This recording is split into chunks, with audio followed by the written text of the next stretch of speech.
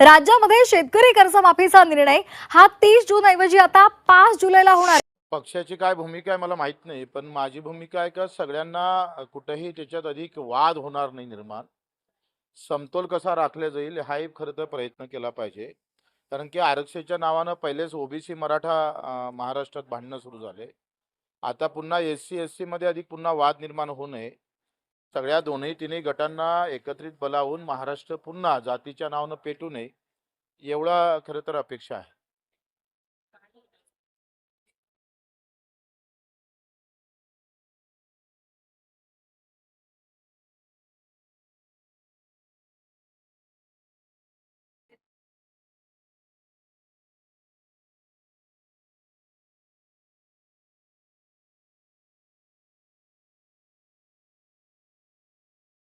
कसं आहे मला वाटतं त्यांच्याकडे पण महाजन गिरीश महाजनजी गेले होते तुपकरांकडे आणि इकडे पण गिरीश महाजनजी गेले होते. त्याच्यानं कोणी कोणाकडे गेलं नाही असं म्हणणं चुकीचं आहे.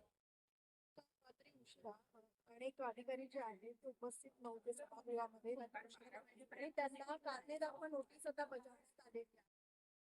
महाराष्ट्रात नाही देशाचा रोग आहे. अधिकारी म्हणजे संसर्गजन्य रोगासारखा विषय आहे. ते काही 10% बिचारे अधिकारी सोडले तर 80-90% तर मौज माजा और कमाई में लगे हुए हैं सब. पण मग हाच आरोप आपल्याला आमदारांवर नाही करता येणार का? सभागृहात बाकी कोणी आमदार विरोधक आपल्याला करतील. तुम्हीच उपस्थित नव्हता. काय झालंय का सभागृहातला जो गरिमा आहे ना तो कायम एकदा सुरू झाला. मी सभागृहात बोलल्यानंतर त्याचे परिणाम खालपर्यंत गेले झाले तर मग त्याला महत्त्व प्राप्त होईल. सभागृहातून नेहमी मंत्रालय चाललं पाहिजे. मंत्रालयातून सभागृह चालता कामा नये. तो आपल्याला बदल करावा लागेल. त्या सभागृहातून मंत्रालय चाललं पाहिजे. मला अजूनही आठवतं बी.टी. देशमुखांनी एक एस-टीवर फक्त तारांकित केला होता आणि ते इथं सभेत बोलले होते फक्त. तर त्याचे परिणाम त्या गावातल्या आमच्या गावच्या बेल्लोऱ्यातल्या एका एस-टीच्या वेळेवर पडले होते. म्हणजे एवढे परिणाम सभागृहातल्या बोलण्याचा, तिथल्या प्रश्नाचा, तिथले जे आयुध वापरतो त्याचा परिणाम आम्ही पाहतोय. जिथपर्यंत खालपर्यंत पोहोचत नाही तोपर्यंत त्या बोलण्यावर तिथं काही फार महत्त्व प्राप्त होत नाही. समाधान होते, बोलणाऱ्याचं समाधान होते. समाधान जनतेचं झालं पाहिजे ना. आता जनतेचं समाधान होत नाही हे दुर्दैव आहे. काल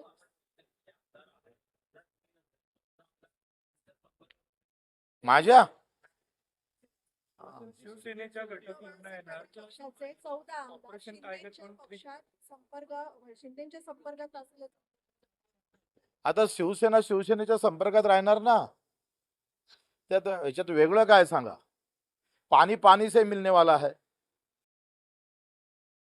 हा जेथपर्यंत पूर्ण त्याला काय म्हणतोय त्याचा एकत्रीकरण होणार नाही, त्याचा सगळे रंग रूप त्याची चव घेऊ एकत्र झाली का होऊन जाईल सगळे एकत्र. काय अर्ज भरला जात आहे. हा मोठ्या प्रमाणात चर्चेला जात आहे. काय त्या वरिष्ठ आहे त्यांचा विचार झाला पाहिजे. पक्षाने काही अशी ठाम भूमिका घेतलेली आहे का? अनेकांनी इच्छा व्यक्त केलेली आहे पण नीलम गोऱ्हेंचं अनेकांनी इच्छा व्यक्त केली, मला माहित नाही कोणा कोणा केली. तुमच्याकडे यादी असेल तर मला द्या, मी त्याचं शिफारस करतो.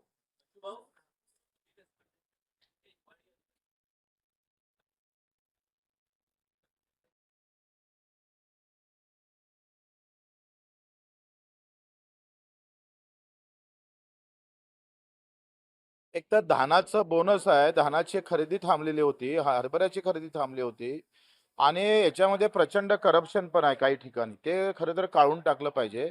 ज्याच्या घरी आमची तर ज्वारी ज्याच्या घरी नाही आहे, ज्यानं ज्वारी पेरलीच नाही त्यानं नोंद केली आणि ते ज्वारी व्यापाऱ्यानं विकली शेतकऱ्याच्या नावानं.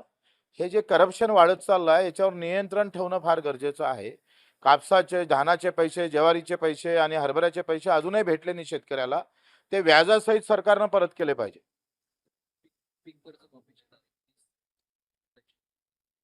मला वाटतं 5 जुलै जे काही पीक कर्ज माफीची तारीख समोर ढकलली त्याच्यातून मला फार आशा आहे. कारण त्याच्यातल्या दुरुस्त्या आता त्याच्यात मला वाटतं येणार. कारण ते लगेच केलं असतं तर दुरुस्त्या आल्या नसत्या. त्या जेव्हा समोर सरकल्या गेली त्याच्यामुळे त्या दुरुस्त्यासहित कर्जमाफीची शासन निर्णय निघेल अशा अपेक्षा आहे. एक लक्षवेधी मांडणार आहात. ती लक्षवेधी ग्रामीण मध्ये संगणक परीक्षा आता संगणक परिचालकाचा मानधन किंवा त्याचं देखरेख ज्या कंपनीला दिलं, ती कंपनी वर्षाला 250 कोटी रुपये कमावतं, काही न करता कमावतं. आमचं म्हणणं आहे त्या कंपनीला 250 कोटी देता कशाला? तुम्ही डायरेक्ट संगणकाला ते द्या ना त्याच्या ह्याच्यात. त्याच्यावर नियंत्रण, त्याच्यावर लक्ष ठेवण्यासाठी जर अशा पद्धतीनं कंपनीला कारण नसताना पैसे जातं, हा घोळ आहे. म्हणजे वर्षाला नाही म्हटलं तरी 1000 ते 2000 कोटी रुपये आपण जास्त देतो कारण नसताना, ते थांबले पाहिजे.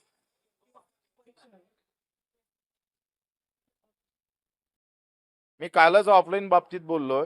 केंद्रीय लोकसेवा आयोग सुद्धा ऑफलाईनच परीक्षा घेतं. 12 लाख विद्यार्थ्यांची म्हणजे परीक्षा दरची, आणि 10वी ते 12वीचे दरवर्षी ज्या परीक्षा होते ते ऑफलाईनच होते. ऑनलाईन मध्ये प्रचंड गोंधळ होण्याची शक्यता आहे. प्रत्येक ठिकाणी हॅक होण्याची शक्यता आहे सेंटर. कारण GCS ज्या पद्धतीनं परीक्षा घेतं त्याचे 2च सेंटर आहे, ते सगळे खाजगी सेंटर भाड्यानं घेतं.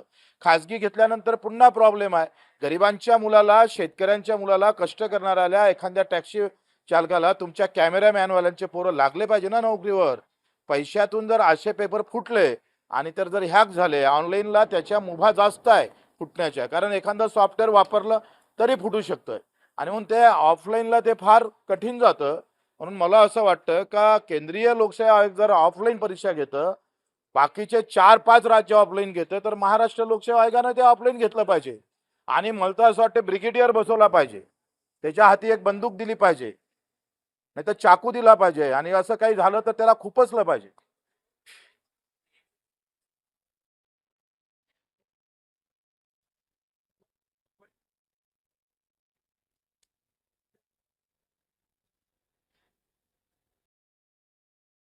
आता विरोधी पक्ष नेतेचं तो मोठा प्रश्नचिन्ह आहे. ते तुम्ही काँग्रेसला विचारला पाहिजे, राष्ट्रवादीला विचारलं पाहिजे, उबाटाला विचारलं पाहिजे. हो, त्यांचा विषय आहे ना. आता मी सत्तेतला माणूस त्यांच्या बाजूने बोललो तर पुन्हा तुम्हाला असं वाटेल की आप सत्य के साथ नहीं है.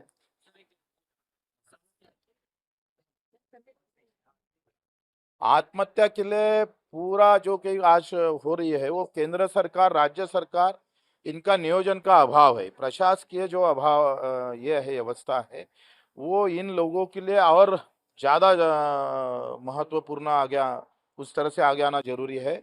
लेकिन आज हम देखते हैं कि भाई मैंने बोला था कि सब जो योजना है सरकार की वो खत्म करो और 2 योजना चालू रखो. एक तो हमारी जो फसल है किसान को, उसको जो दाम है, वो जो दाम जिस तरह से हमने सिफारिश की राज्य सरकार ने, उस तरीके से मिलना चाहिए. अगर नहीं दाम दे सकते तो खर्चा कम करने की ताकत रखना चाहिए.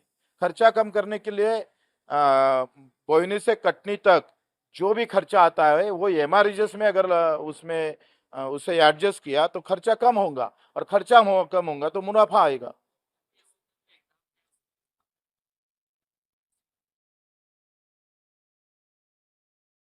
क्या क्या वो तो ऑफलाइन ही होना जरूरी है. ऑनलाइन बोले तो खासगी कंपनी आएंगी, प्राइवेट कंपनी आएंगी, और प्राइवेट कंपनी पूरी माल जमा कर लेंगी, पूरी तरह से इसको सब खत्म कर देंगे.